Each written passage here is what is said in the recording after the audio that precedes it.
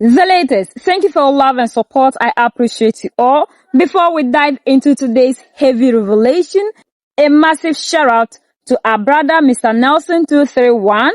Your support is the shield that allows us to speak these truths. Family, something is happening in Senegal under the leadership of President Diomaye Faye. The land of Teringa is under a purification. For decades, shadow network have operated in the dark, thinking they were untouchable because of their foreign connections. But the sun is rising, and the shadows are being chased away. Today, we go into a dossier that involves 14 arrests, a French ring leader, and a betrayer of the most vulnerable in our society. This isn't just about news. This is a battle for the soul of the nation. Even in this 21st century, Africans are still the people that are allowing themselves to be used against their own souls. This is pathetic. This is so sad. Let's look at the facts. The Criminal Investigation Division, DIC, in Senegal has just dismantled a transnational criminal ring. At the center of this web is a French citizen named Perpetrators. Now, listen closely to the timing. Perpetrators was actually arrested in France back in April 2025. But even from behind bars in Europe, he was still pulling the strings in Senegal. Through digital money transfer and local trainers, he was managing a network that exploited our youth. The DIC didn't just stumble upon this. They tracked the money. They tracked the communications. They waited until they had every piece of the puzzle before they struck. This was a masterclass in Africa intelligence. That we have our people in Africa who still allow themselves to be bought by other people because they believe that with the connection they have outside of Africa, they are untouchable, causing harm to their own brothers and sisters. In a coordinated sweep across Dakar and Kaolack, 40 individuals, all Senegalese nationals working for this foreign influence, were taken into custody. The charges brought against them are some of the most serious in our legal code. We are talking about organized exploitation and the international spreading of illness among the youth. YouTube has rules, so we will use wisdom in how we speak. But understand this group was being paid to film and facilitate the most horrific abuses against minors under 15. They were selling the future of our children for foreign currency. But the DIC has said, no more. These 14 suspects have been brought before a judge. The era where you could hide behind a French bank account and harm African children is officially over. The people are taking money just to cause harm to their own people. Africans will love money, especially when it comes to these foreign currencies. We go to every length just to do anything. And sometimes we hear people talk about hardship. We give a lot of excuses to justify what has been caused or what has been done. But there is nothing that we can use to justify what these people have done. If we are talking about hardship, there are people who are going through a lot, yet they have not gone to that point to harm their brothers. To the point of you causing harm to our generations to come, without thinking twice. All that we care about is the money we are getting today. And this is why Africa is not moving forward. You can't go to any other country like China or Russia to be doing that. Africans are quick in selling out their continent. Every amount is too valuable than the people on the continent. And we need to emancipate ourselves, because this is the reason to which Africa we are not moving forward. They have succeeded in buying any other person.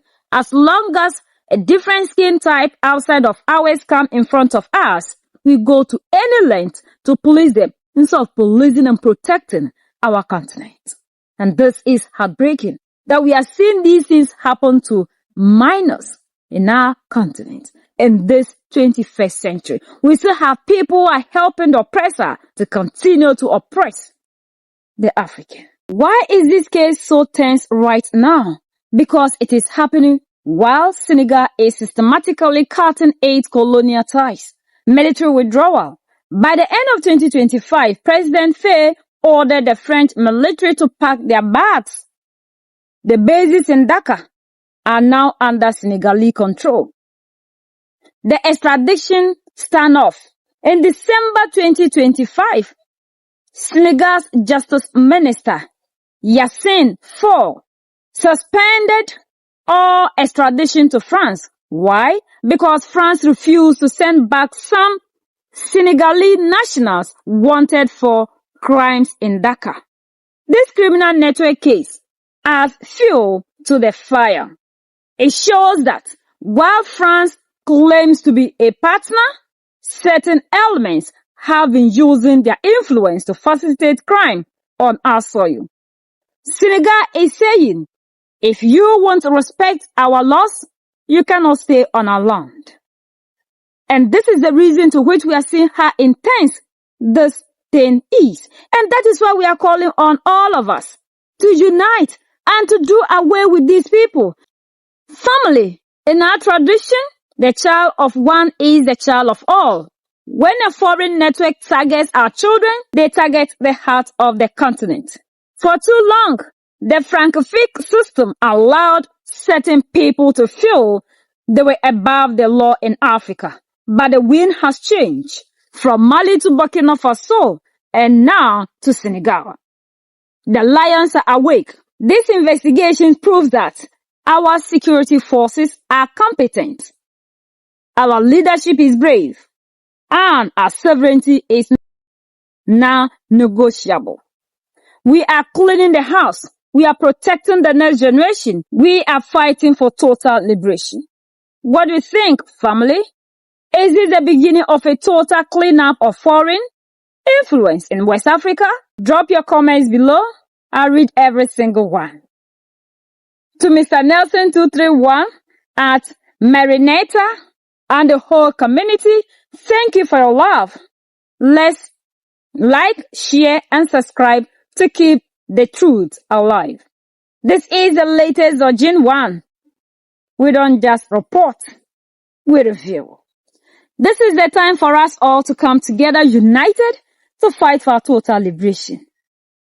Our leaders must understand that these people coming in the guise of partners are not here to do business. And we cannot continue to allow business as usual when the lives of our citizens are at risk. We can never go to any foreign land as an African to do this.